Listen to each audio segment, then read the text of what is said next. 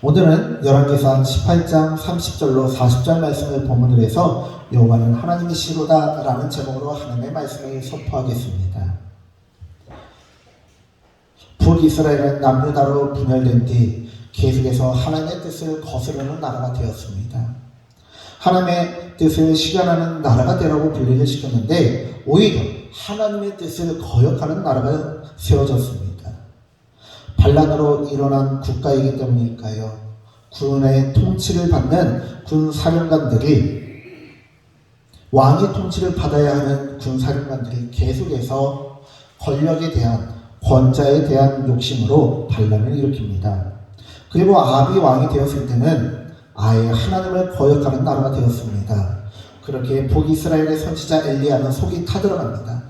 이 나라가 이래서는 안 되는 것입니다.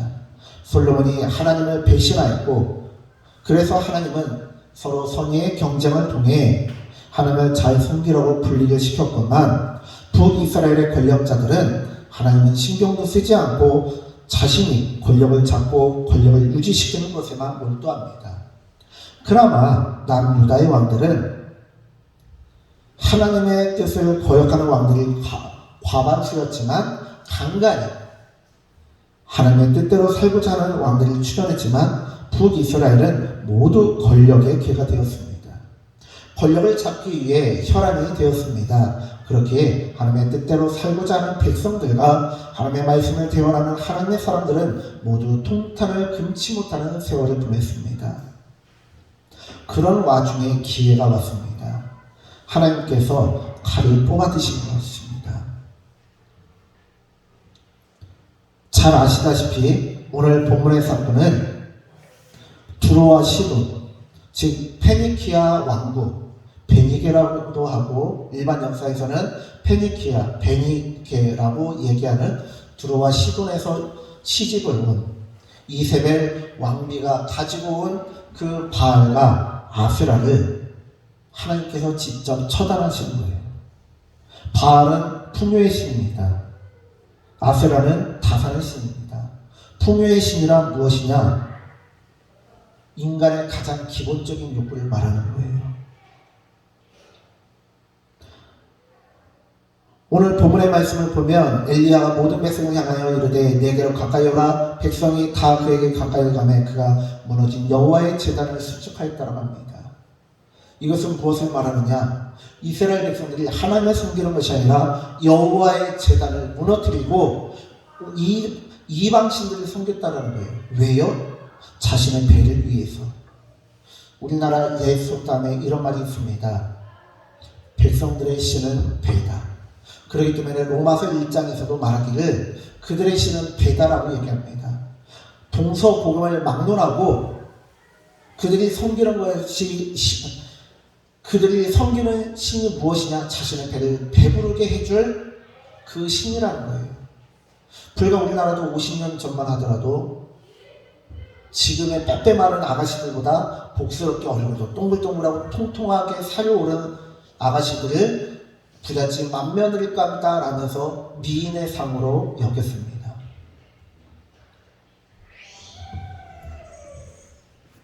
그런데 이스라엘 백성들이 풍요를 위해서 하나님을 배신하고 여호와의 제단이 무너지는 것을 방치하고 있었다라는 말입니다. 그렇기 때문에 엘리야는 하나님께서 바알과 아세라의 선지자를 불러 모아서 그들과의 영적 대결을 벌이라고 말씀하셨을 때 그 명령을 내리셨을 때 기뻐하였습니다. 왜요? 드디어 하나님께서 칼을 빼드셨구나. 드디어 하나님께서 역사하시는구나. 이제는 이 나라가 변화되겠구나 하면서 기대하였습니다. 그리고 한껏 기대에 부푼 엘리야의 기도는 오늘 36절로 37절의 말씀을 보면 정확하게 알 수 있습니다. 저녁 소재 드릴 때에 이때까지 바알과 아세라 선지자들이 아침에 시작된 그 영적인 대결을 이때까지 우상 숭배를 하고 했음에도 불구하고 기적이 나타나지 않았다는 거예요. 옛날 사람들이 지금에 비해서 정보가 약하고 많이 보지 못하고 많이 경험하지 못할 뿐이지 먹고 살기 위해서 더 치열하게 머리를 쓰고 더 치열하게 몸을 썼어요. 그래서 우리 과거 조상님들의 지혜를 보면 세상에 이런 거를 할 정도로 지혜로운 부분들이 많습니다. 결코 바보들이 아니에요. 그런데도 그 사람들이 바알과 아세라를 섬겼다는 것은 무엇인가 그럴 만한 구석이 있었다는 거예요. 지금 사람들이 왜 박수무당을 쫓아갑니까? 신기하게도 나의 과거의 모든 행적을 알고 있다는 거예요. 나의 미래를 알아맞춘다는 거예요. 나의 문제를 해결해 준다는 거예요. 그런데 그것이 진짜를 만나면 그것은 흉내를 낼 뿐이지, 진짜이신 하나님을 만나면 그 박수무당들이 섬기는 우상들은 다 깨져나간다는 거예요.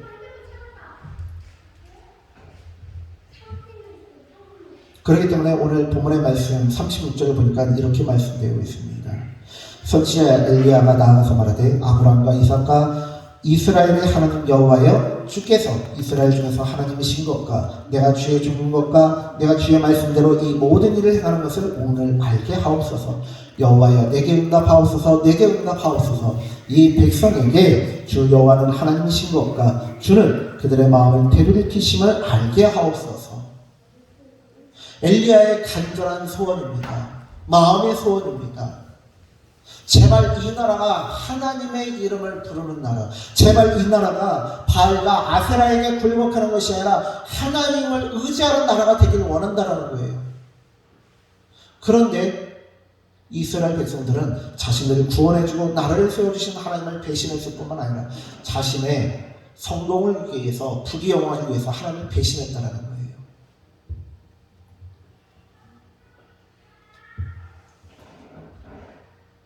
이때뿐만이 아닙니다.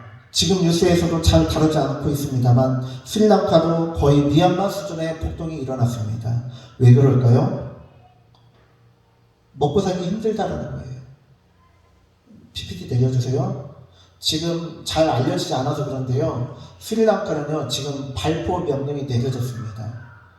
지금 바라보령 같이 한 달 동안 하시고 가신 정수경 선교사님, 정길수 선교사님이 스리랑카 선교사님인데 심각하다라고 그래요. 전기도 끊어지고 생필품도 심각하고 지금 발포 명령도 떨어져서 뭐 거의 나라가 미얀마 사태 일보 직전까지 갔다라고 합니다. 만약에 먹고 사는 문제가 해결되면 이런 일이 벌어나지 않아요. 지금 식용유 값이 지금 엄청 오르고 있잖아요. 그리고 이번 주에는 세상에 경유가요, 그냥 승합차 같은 거에 넣는 경유가요, 고급 승용차에 넣는 휘발유 값보다 더 비싸졌어요. 식용유도요, 모르긴 몰라도 올 여름 되면 지금의 거의 2배 가까이 뛸 거예요, 여러분. 지금 교회 식용유 제가 사다 놨거든요. 벌써 여기는 어떤지 모르겠는데 서울에 있는 이마트, 롯데마트 그런 데는요, 한 사람이 하루에 하나씩, 그 다음날 가면 살 수 있는지 모르겠지만 아무튼 한 번에 한 사람이 하나씩밖에 못 사도록 제한을 뒀다고 그래요.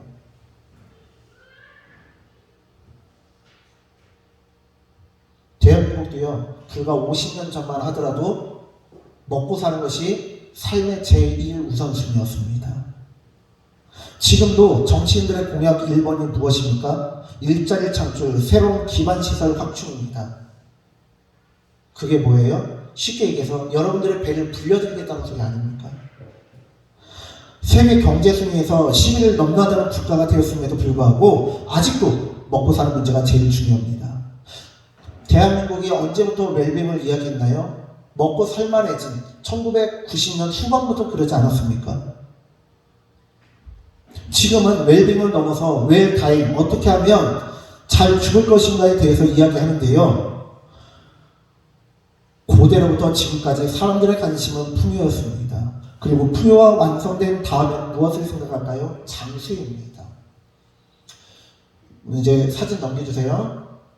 90년대 사진인데요, 이게 팔순잔치일까요? 아니에요. 칠순잔치도 아니고요, 환갑잔치예요. 이 자리에 계신 분 중에 저렇게 지금 이 환갑잔치 하신 분은요, 지금 80이 넘어서 지금 90을 향해 열심히 달려가시는 우리 장순례 권사님밖에 없을 거예요. 장순례 권사님 정도 되시는 연배의 분들은요, 환갑잔치를 했어요. 그런데 지금 환갑잔치 한다고 하면 뭐라고 해요? 뭐 새파랗게 죽는 사람이 환갑잔치. 칠순잔치도 안 해요. 요즘에는 8순이나 돼야 좀 하지. 그리고 1990년대 그때는요, 제가 기억하기로 그때는 40대만 되면 흰머리가 났어요. 근데 제 나이가 42이거든요. 흰머리 거의 없어요. 제 안에 41거든요. 흰머리 거의 없어요. 누가 조지현 안수집사님이 지금 환갑이 넘었다고 생각을 했겠냐고요. 1990년대로 가면은 우리 조지현 안수집사님은 40대 후반이라고 얘기해요. 그리고 실제로 막 40대 후반처럼 저보다도 더 빠르시고 저보다도 힘이 더 좋아요.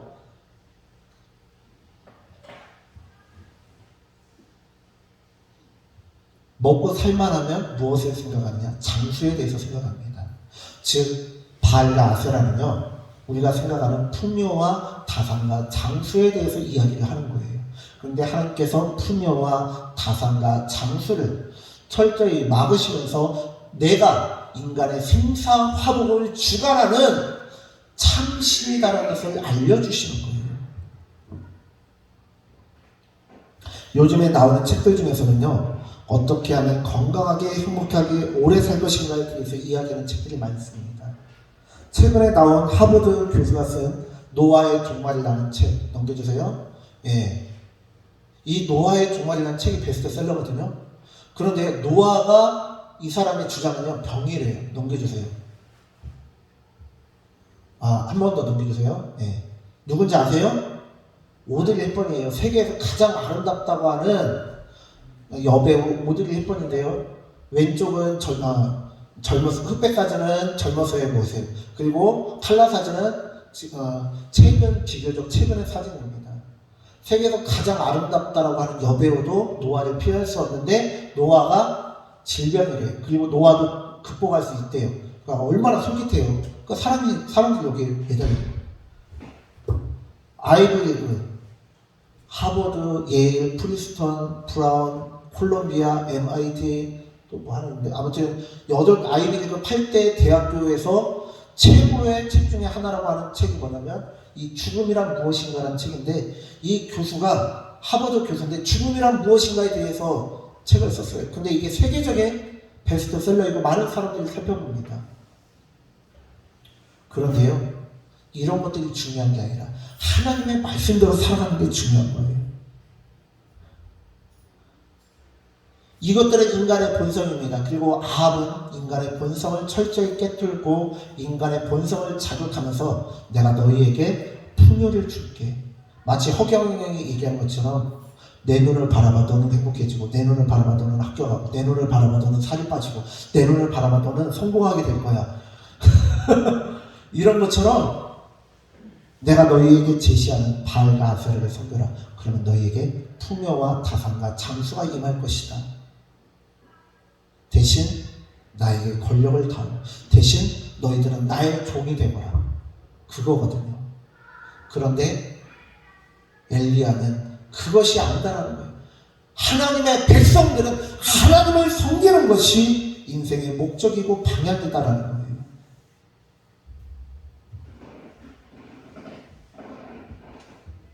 오늘 이 영적인 대결, 갈멜산에서의 영적인 대결을 통해서 엘리야는 기대했습니다.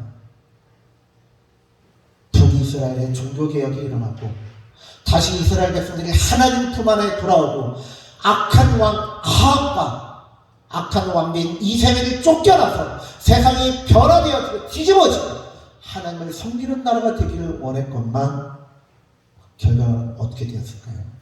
아합과 이세벨이 쫓겨나나요? 아니요. 오히려 하나님의 선지자, 하나님의 사람인 엘리야가 쫓겨났습니다. 목숨을 부지하기 위해서 북이스라엘부터 남유다를 지나 저 광야 브엘세바까지 쫓겨났습니다. 시내산이 있는 그 광야까지 도망쳤습니다. 북이스라엘의 종교개혁이 일어났습니까? 아니요. 잠시 잠깐 바알과 아세라의 선지자들이 죽는 것 같고 그들의 세력이 망하는 것 같았지만 언제 그랬냐는 듯이 세상은 전혀 변화가 없었고 하나님의 백성들은 하나님 앞에 돌아오지 않고 바알과 아세라의 백성이 되었습니다.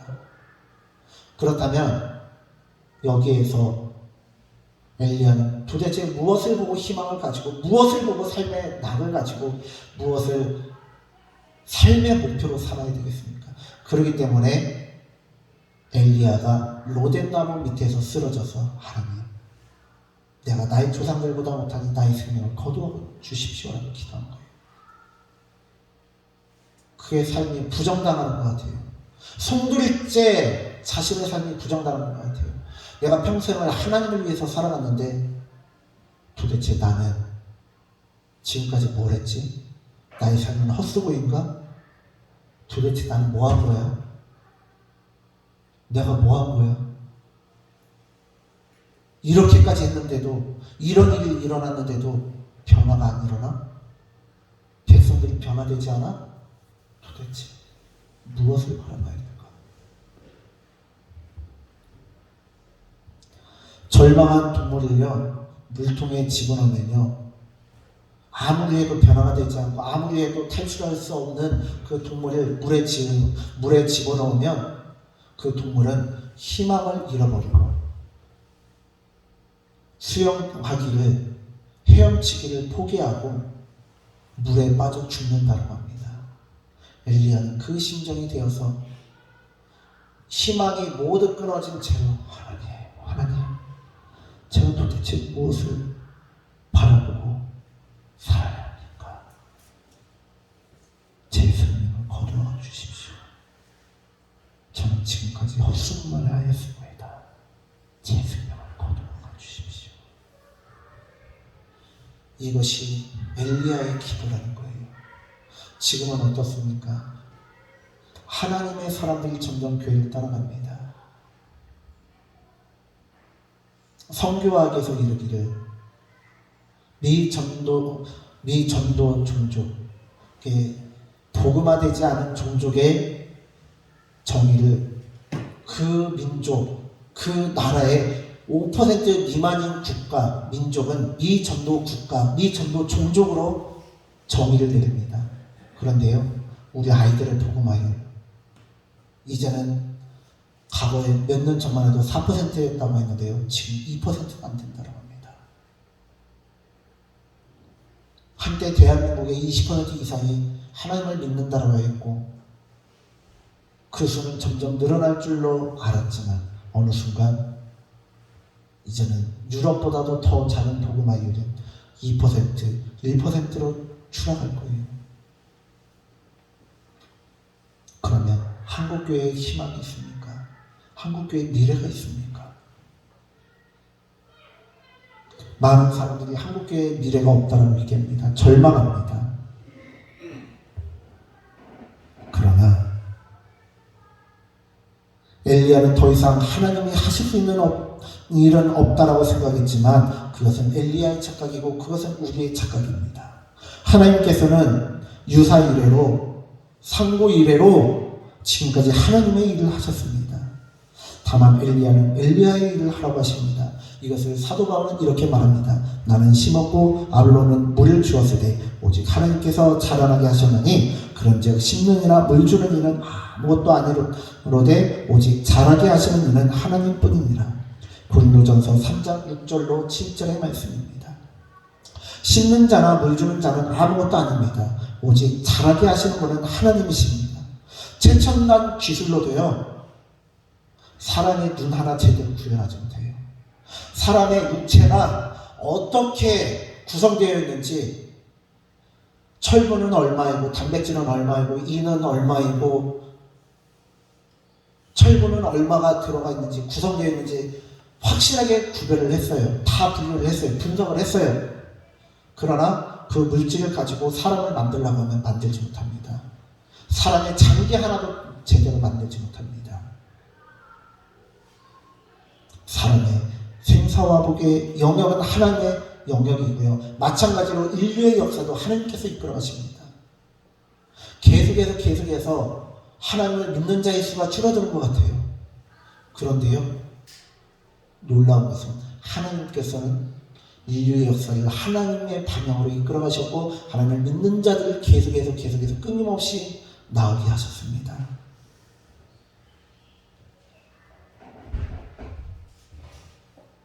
북이스라엘은 하나님을 배신했지만 하나님은 그들을 포기하지 않으셨고 이들을 배신하지 않으셨고 예수 그리스도를 통해 이 땅에 생명을 주셨습니다. 복음을 주셨습니다.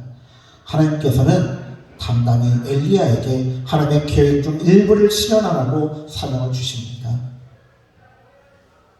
엘리야는 하나님의 명령대로 새로운 북이스라엘 왕과 아람의 왕에게 기름을 붓고 엘리야의 후계자가 된 엘리사에게 기름을 붓습니다. 그리고 엘리야가 어떻게 되죠? 18장에서는 이렇게 하고 19장에서는 도망갑니다. 그리고 20장에서는 아람과 북이스라엘의 전쟁이 나고 열왕기하 1장에서는 엘리야가 불병거를 타고 올라갑니다. 그것을 통해 우리가 깨닫는 것은 무엇이냐? 여러분, 산채로 천국에 간 사람은 두 사람 있습니다. 누구죠? 에녹과 엘리야입니다. 그런데 두 사람의 특징은 무엇인가? 하나님과 늘 동행했다는 거예요. 하나님의 말씀대로 살아갔다는 거예요. 그것은 무엇이냐? 나를 내려놓고 하나님의 말씀대로 산다는 거예요. 엘리야가 왜 불병거를 타고 올라갈 수 있었느냐? 그는 세상에서 가장 어려운 일, 자신을 변화시켰기 때문에. 그는 세상을 변화시키지 못했지만 자신을 변화시켰기 때문에 그렇습니다. 세상에서 가장 무거운 게 뭐라고 그래요? 세상에서 가장 무거운 거는요, 눈꺼풀이래요. 왜요? 졸릴 때는요, 진짜 눈꺼풀이 천근만근이 된 것처럼 이걸 어떻게 이겨내지 못하고 어떻게 해보지 못하는 거예요. 세상에서 제일 어려운 것은 무엇이냐? 나를 변화시키는 거예요. 여러분, 여기 계신 성도님들 중에 나는 완벽하다라고 하실 수 있는 분 있어요? 손 한번 들어봐 주세요. 저도 손 내릴게요. 저도 아니에요. 여러분도 아니에요. 세상에서 가장 어려운 것은 나를 변화시키는 거예요. 우리 사모도 완벽하지 않고요. 우리 김현준 선생님도 완벽하지 않고요. 우리 모두는 완벽하지 않습니다. 다만 성화하려고, 거룩해지려고, 구별되지려고 노력할 뿐입니다. 엘리야는요, 세미한 음성 가운데 자신을 만나주신 그 하나님을 통해서 자신이 어떻게 살아야 되는지를 깨닫고, 세상을 변화시키는 것은 하나님의 영역으로 맡기고 자신이 하나님의 음성을 듣고 변화됩니다. 변화돼요.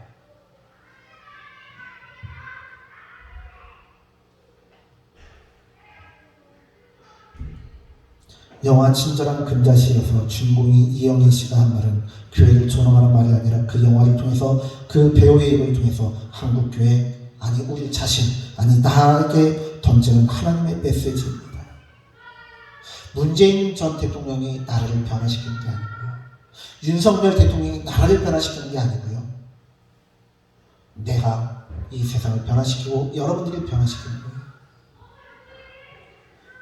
여기 계신 분들 중에 이제 사회생활을 별로 안 하시는 연세가 드신 분들은, 어르신들은 핸드폰에 저장된 전화번호가 별로 없을 것이지만, 사회생활을 하는 사람들의 핸드폰은요, 기본적으로 300개에서 500개 사이가 있습니다.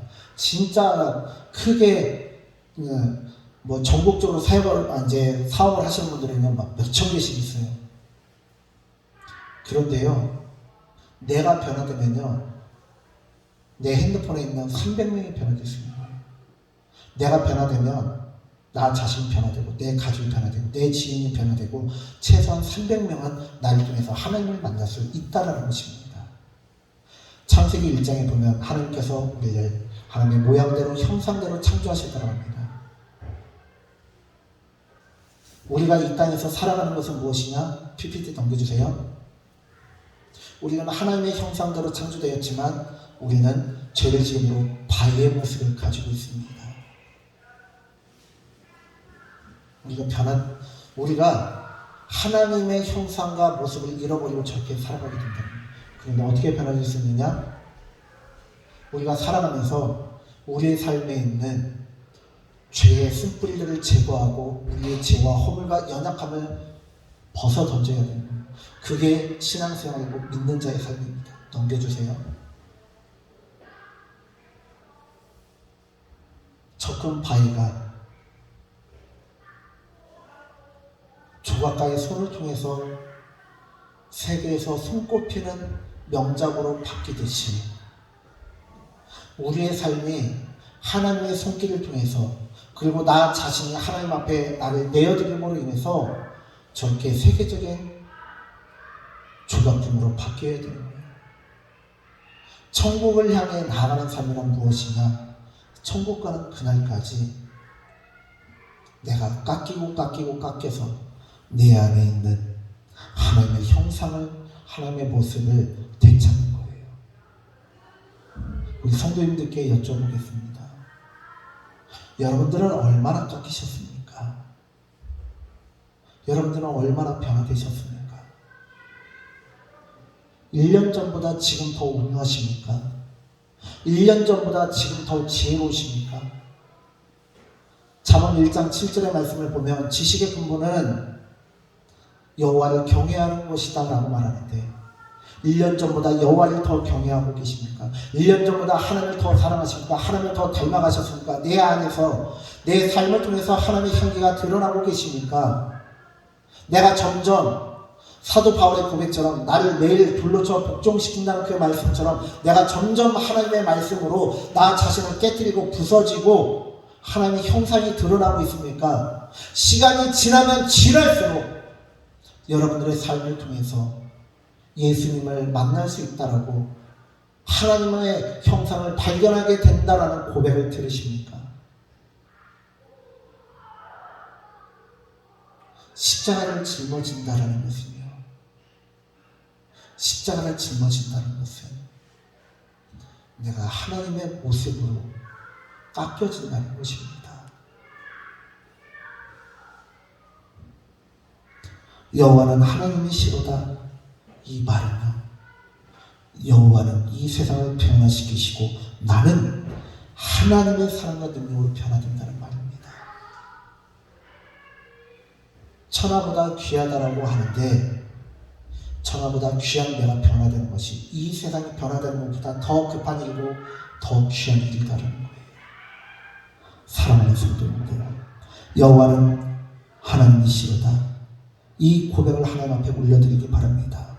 여호와는 이 세상을 변화시키시고 나는 하나님의 사랑과 능력으로 나를 날마다 돌로쳐 복종시키고 내 안에 감추어져 있던 하나님의 형상과 모양을 완성해가는 우리 모두가 되시기를 간절히 축원합니다.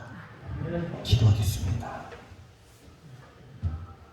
하나님, 우리가 오늘 주님의 말씀을 살펴보았습니다. 주님,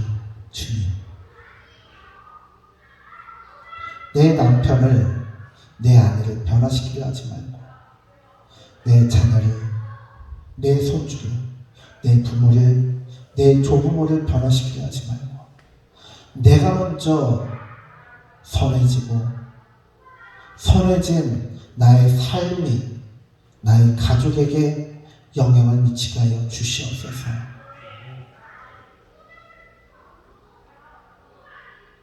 교회를, 다른 성도를 비방함으로 나는 저들과 다르다라고 하는 위안을 삼는 것이 아니라 느헤미야처럼, 모세처럼, 사무엘처럼 저들의 허물은 나의 것이고 너는 너이고 나는 나이다가 아니라 너와 나는 하나이며 너와 나는 우리이며 너의 허물은 우리의 허물이고 너의 잘못은 나의 잘못이다라면서 너의 잘못으로 너 하나만 벌받는 것으로 끝이 아니라 우리의 죄와 허물을 용서해달라고 기도하였던 것처럼 다른 사람들의 연약함과 허물을 나의 잘못으로 인정하고 품으며 우리의 잘못을, 우리의 허물을 용서해달라고 기도할 수 있는 우리 모두가 되게 하여 주시옵소서. 하루가 지나고 한 달이 지나고 1년이 지날수록 내 영혼이 깎여지고 내 삶이 다듬어져서 시간이 지나면 지날수록 아, 하나님의 형상이로구나. 저것이 하나님의 모양이구나. 저것이 하나님의 자녀의 모습이로구나. 많은 사람들이 탄식하며 감탄하며 감동하는 천국의 삶을 살아가는, 십자가의 삶을 살아가는 우리의 신앙이 되게 하여 주시옵소서. 감사드리며 예수님의 이름으로 기도드립니다. 아멘.